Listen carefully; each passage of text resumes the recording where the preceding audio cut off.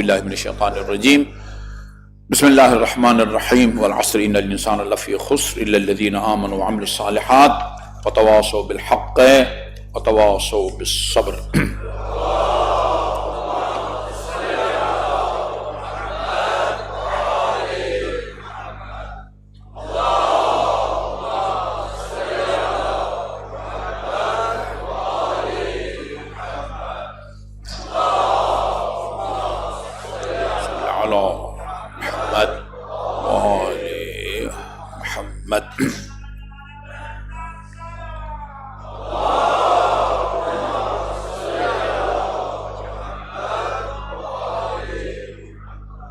اعوذ باللہ من الشیطان الرجیم بسم اللہ الرحمن الرحیم الحمد للہ رب العالمین والصلاة والسلام علی خیر خلقہ محمد وآلہ الطیبین الطاہرین ولا سیما علی ابن عمہ امیر المؤمنین علی بن ابی طالب علیہ الصلاة والسلام وعلى ابنته الصدیقة الطاہرة فاطمة الزہراء سیدة نساء العالمین وعلى سبطیہ الحسن والحسین سیدی شباب اہل الجنہ وعلى علی بن الحسین زین العابدین ومحمد بن علی الباقر وجعفر بن محمد الصادق وموسى بن جعفر الكاظم وعلی بن موسى الرضا ومحمد بن علی التقی وعلی بن محمد النقی والحسن بن علی العسکری والخلف الحجہ المہدی المنتظر اللہم عجل فرج وساہل مخرجہ لیملأ الارض قسطا وعدلا کما ملئت ظلما وجورا واللعن الابدی علی اعدائهم اجمعین اما بعد فقال اللہ الحکیم بسم اللہ الرحمن الرحیم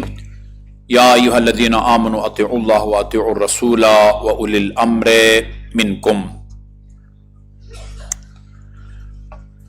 رسول اسلام صلی اللہ علیہ وآلہ وسلم نے امیر المومنین کو وہ خیبر کی طرف روانہ کرتے ہوئے فرمایا تھا یا علی لَأَن يَهْدِيَ اللَّهُ بِكَ رَجُلًا وَاحِدًا خَيْرٌ لَكَ مِمَّا طَلَعَتْ عَلَيْهِ الشَّمْسِ۔ نیک کاموں میں جس کو آپ بہترین کام کا نام دے سکتے ہیں وہ لوگوں کی ہدایت ہے، اسی طرح برائیوں میں سب سے برا کام وہ لوگوں کو گمراہ کرنا ہے۔ بعض اوقات یہ لوگوں کو گمراہ کرنے کا جو گناہ ہے وہ اس سے سٹیج تک پہنچتا ہے یا اس مرحلے میں یہ گناہ انسان سے سرزد ہوتا ہے جب توبہ کی بھی کوئی گنجائش نہیں ہوتی۔ ہر گناہ سے توبہ کا الگ طریقہ ہے، ہر گناہ غیبت کی ہے اس سے توبہ کا الگ طریقہ ہے، رشوت کی ہے، سود کھایا ہے، چغل خوری کی ہے، نمازیں نہیں پڑھی ہیں، روزے نہیں رکھے، ہر گناہ سے توبہ کرنے کا الگ طریقہ ہے۔ اگر کسی نے کسی کو گمراہ کیا ہو، کوئی گمراہ کن کتاب لکھ کے، یا کسی نے کسی کو گمراہ کیا ہو کوئی گمراہ کن تقریر کر کے خطاب کر کے، اس گناہ سے توبہ کا واحد ذریعہ یہ ہے کہ جتنے لوگوں کو گمراہ کیا ہے اپنی اس تحریر یا تقریر کے ذریعے سب کو راہ راست پر لے آؤ، اس کے بغیر توبہ قبول نہیں ہوتی۔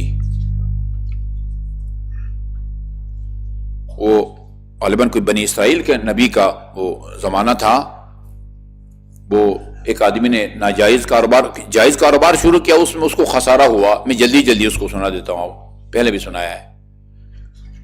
تو اس نے وہ جائز کاروبار چھوڑ دیا، کوئی ناجائز کاروبار شروع کر دیا۔ بہار الانوار میں ہے یہ روایت، اس میں بھی اس کو خسارہ ہوا، نقصان ہوا۔ شیطان ہر وقت انسان کو گمراہ کرنے کے لیے اس کے گھات میں رہتا ہے۔ تو اس نے ایک بہت ہی بزرگ کی شکل میں آ کے کہا کہ آپ نے جائز ناجائز کاروبار دونوں کر کے دیکھ لیا، آپ کو خسارہ ہوا ہے، میں آپ کو ایک اور کاروبار جو ہے بتاتا ہوں، اس میں جو ہے نا وہ فائدہ ہی فائدہ ہے۔ کیا کروں؟ کہا ایک نیا دین بنا کے پیش کرو۔ جس دین پر لوگ عمل کر رہے ہیں نا، اس پر عمل کر کے جنت میں جانا بہت مشکل ہے۔ حفت الجنت بالمکارہ، یہ حدیث ہے رسول خدا کی، جنت سختیوں میں گھری ہوئی ہے۔ کیا مطلب ہے؟ یعنی جنت میں جانے کے بعد ادھر سختیاں ہوں گی۔ وہ کیا جنت ہے جہاں سختیاں ہوں گی؟ مطلب کیا ہے؟ اس جنت میں جانے کے لیے یہاں سختیاں جھیلنی پڑتی ہیں. وہ حفت النار بشہوات، جہنم خواہشات میں گھری ہوئی ہے. ادھر جہنم میں آپ کی ہر خواہش، نعوذ باللہ، ہر خواہش پوری ہوگی جہنم میں، ادھر تو عذاب ہے. مطلب یہ ہے کہ جو آدمی خواہشات کا اسیر بنے گا اس دنیا میں، وہ جہنم میں جائے گا، اور جو سختیاں برداشت کرے گا وہ جنت میں جائے گا. لہذا میں تمہیں ایک نیا دین بتاتا ہوں، اس پر عمل کر کے جنت میں جانا آسان ہے. اس کا جو ہے نا اعلان کرو، اس کو متعارف کراؤ، لوگ تمہارے مرید بن جائیں گے. دیکھتے ہی دیکھتے جو ہے نا تم وہ دولت سے کھیلنے لگو گے، اور سب جو ہے نا اب اپنے ملک کے بینکوں میں گنجائش نہیں ہوگی، باہر اکاؤنٹ منتقل کرنا پڑے گا تمہیں. اس نے یہ کام شروع کر دیا. یہ کہتے ہیں دولت کی ریل پیل. آخر وہ چنگاری تھی اسلام کی نا، اس کو احساس ہوا کہ اس کو پتہ تھا کہ یہ میں نے غلط کام کیا ہے. متوجہ ہوا، کہا کہ بھئی یہ مال دولت کب تک ہے. یہ جتنے تھے نا مرید، سب کو جمع کیا، اور جمع کر کے اعلان کیا کہ وہ جو میں نے اعلان کیا تھا نئے دین کا، وہ میرا اپنا بنایا وہ من گھڑت دین ہے. اصل دین وہی ہے جس پر تم پہلے عمل کر رہے تھے، اس پر عمل کرو. لوگوں نے ماننے سے انکار کر دیا، کہا کہ یہ ٹھیک ہے. آرام طلب ہوتا ہے انسان، فطری طور پر آرام طلب. اس لیے جو اہل منبر لوگوں کو سہولتیں دیتے ہیں وہ مقبول ہو جاتے ہیں، اور جو ان کی ذمہ داریوں کی طرف متوجہ کرتا ہے اس کی بات ان کو ناگوار گزرتی ہے. اچھا، انہوں نے جب انکار کیا تو یہ پریشان ہو گیا. اب آپ نے آپ کو بخشانے کے لیے کیا کیا؟ اس نے دیوار میں ایک بہت لمبی سی وہ کیل جو ہے نا وہ گاڑ دی، اور ایک زنجیر لا کے اس کا ایک سرا اس سے باندھا، دوسرے سرا اپنے گردن میں باندھا. جس طرح وہ ستون ابو لبابہ کے بارے میں ہے نا جو ریاض الجنہ میں ہے. کہا کہ جب تک اللہ تعالیٰ مجھے معاف نہیں کرے گا اور اعلان نہیں کرے گا، اس وقت تک یہ زنجیر میں نہیں کھولوں گا، نہیں اتاروں گا. اس وقت کے نبی پر وحی نازل ہوئی. وحی اس سے کہو کہ جتنے لوگوں کو تم نے گمراہ کیا ہے، جن میں سے بعض اب دنیا میں نہیں رہے، وہ سب جب تک راہ راست پر نہیں آئیں گے، ان کو توبہ نہیں کراؤ گے، اس وقت تک تیرا یہ گناہ نہیں بخشا جائے گا. اچھا، زندوں میں تو اعلان کر دیا، انہوں نے بھی انکار کر دیا. نئے دین سے دستبردار ہونے جو زندہ تھے انہوں نے بھی انکار کر دیا ہے، اور جو مردہ ہے وہ ویسے ہی مردہ ہے، عالم برزخ میں وہ عذاب میں مبتلا ہیں. یہ وہ گناہ ہے کہ بعض اوقات میں نے عرض کیا کہ یہ ناقابل بخشش بن جاتا ہے. یہ کسی کو گمراہ کرنا. بہترین عبادت، بہترین عمل لوگوں کو ہدایت دینا ہے. فرمایا یا علی لَأَن يَهْدِيَ اللَّهُ بِكَ رَجُلًا وَاحِدًا خَيْرٌ لَكَ مِمَّا طَلَعَتْ عَلَيْهِ الشَّمْسُ. ایک آدمی کو خدا تیری وجہ سے اگر ہدایت دیتا ہے تو یہ تیرے لیے دنیا و ما فیہا سے بہتر ہے. دنیا اور جو کچھ دنیا میں ہے اس سے بہتر ہے. یہ ہم بعض اوقات اس طرح وہ کچھ اہل بیت کی شان بیان کرتے ہیں، یہ صرف لوگوں کی ہدایت کے لیے، ان لوگوں کی رہنمائی کے لیے جو اہل بیت کے دامن سے متمسک ہونے کی توفیق سے محروم ہیں، اور ان مومنین کرام کی ایمان کی تازگی کے لیے. ایمان جو مومن ہے نا جو ادھر بیٹھے ہیں، ان سب کے ایمان کا بھی پیمانہ یا لیول برابر نہیں ہوتا. درجے ہیں ایمان کے درجے. جس روشنی کے درجے ہیں نا، یہ لائٹیں ہیں، ان میں سے آدھی لائٹیں آف کر دیں پھر بھی روشنی رہے گی، لیکن پہلی روشنی اور دوسری روشنی میں زمین آسمان کا وہ فرق ہے. یہاں جتنے بھی بیٹھے ہیں ہو سکتا ہے سب کے جتنے مومنین ہیں اتنے ہی ایمان کے وہ درجے ہیں. ہر کوئی اپنے ایمان کے درجے پر جو ہے نا وہ فائز ہے. اپنے مومنین کے ایمان میں اضافہ یا ایمان میں تازگی، اور جو بیچارے بھٹکے ہوئے ہیں ان کی ہدایت کی خاطر. یہ میں ایک دو روایتیں آپ کی خدمت میں عرض کرنے لگا ہوں جس کا مضمون یہ ہے کہ جب تک اہل بیت اطہار کی ولایت اور امامت کے قائل نہیں ہوں گے، کوئی عبادت آپ کی خدا کی بارگاہ میں قبول نہیں ہوگی. یہ میرے ہاتھ میں بہار الانوار کی جلد نمبر 27 ہے، اس پر جو باب ہے، باب انہ لا تقبل الاعمال الا بالولایہ، اس باب کا نام ہے کہ ولایت کے اقرار کے بغیر کوئی آپ کا عمل، نہ نماز، نہ روزہ، نہ حج، نہ زکوٰۃ، وہ خدا کی بارگاہ میں قبول نہیں ہے۔ میرا ارادہ تھا 2 کو میں نے ہائی لائٹ کیا تھا، میں ایک ہی سنا سکوں گا، اور یہ اتفاق سے آیت اللہ محسنی کی تحقیق کے مطابق یہ روایت جو عرض کرنے لگا ہوں یہ مستند ہے، یہ مستند ہے۔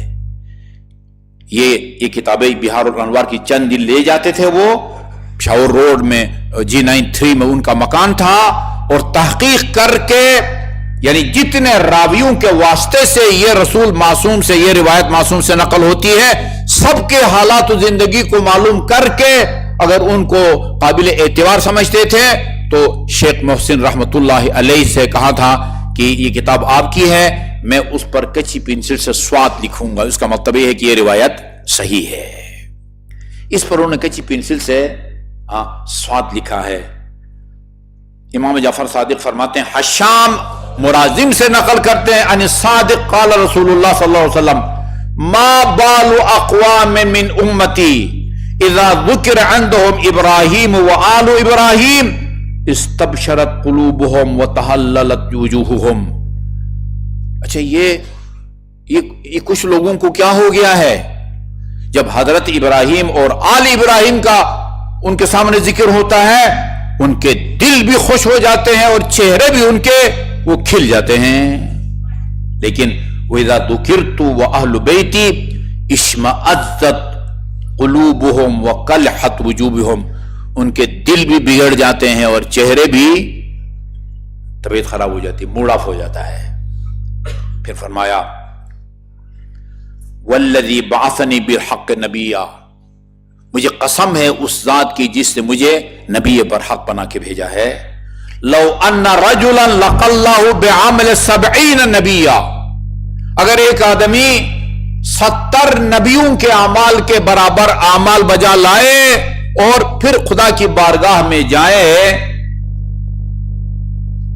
ثم لم يلقه بولایت اولی الامر، لیکن جب خدا کی بارگاہ میں جائے تو اولی الامر کی ولایت کے اقرار سے اس کا دل خالی ہو، ہم اولی الامر بھی ہم اہل بیت میں سے ہوں، اولی الامر۔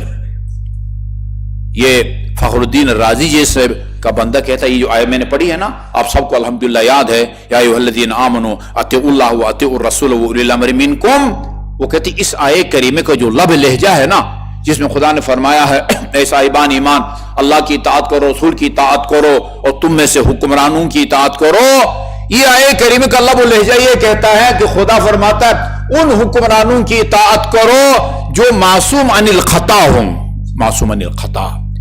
لیکن وہ کہتے ہیں کہ کیا کریں، خدا نے فرمایا تو تھا معصوم حکمرانوں کی اطاعت کرو، مگر رسول کی رحلت کے بعد لوگوں نے دیکھا کہ کوئی معصوم ہے ہی نہیں۔ معصوم آدمی ریاضت کر کے، محنت کر کے، تزکیہ نفس کر کے معصوم نہیں بنتا، معصوم خدا بناتا ہے۔ خدا نے اگر یہ فرمایا ہے میرے بعد معصوم حکمرانوں کی اطاعت کرو، وہاں پھر خدا کی ذمہ داری بنتی ہے کہ رسول کے بعد معصوم کو پیدا کرے، جو معصوم پیدا ہو اور معصوم اس دنیا سے اٹھے۔ یہ خدا کی شان میں گستاخی ہے۔ آپ کہیں کہ خدا نے کہا تو تھا کہ اولی الامر کی ہدایت وہ کرو، معصوم حکمرانوں کی اطاعت کرو، لیکن وہ ہمیں کوئی معصوم ملا نہیں، لہذا پھر ہمیں مجبوری طور پر وہ شورا کا سہارا لینا پڑ گیا۔ کھیل تماشا ہے۔ کونوا مع الصادقین کے بارے میں علماء میں لکھا ہے کہ بھئی اس سے بھی سمجھ میں آتا ہے کہ صادقین سے مراد ان کے ساتھ ہو جاؤ جو معصوم عن الخطا ہوں، لیکن کوئی معصوم ہے ہی نہیں۔ میرے بھائی عادل تو آپ ریاضت کر کے، واجبات کی پابندی کر کے، حرام کاموں سے بچ کے بن سکتے ہیں، لیکن معصوم وہ ہوتا ہے جس کو خدا معصوم بنائے۔ ٹھیک ہے جی، ہم اہل بیت میں سے جو حکمران ہوں گے ان کی ولایت کے اقرار نہ کرے، وہ اگر اہل بیت کی ولایت کا اقرار نہیں کرتا تو بے شک 70 نبیوں کی عبادت کے برابر عبادت لے کے خدا کے بارگاہ میں جائے، ما قبل اللہ منہ صرفا ولا عدلا، رائی برابر اس کی عبادت کو اللہ تعالیٰ قبول نہیں فرماتا۔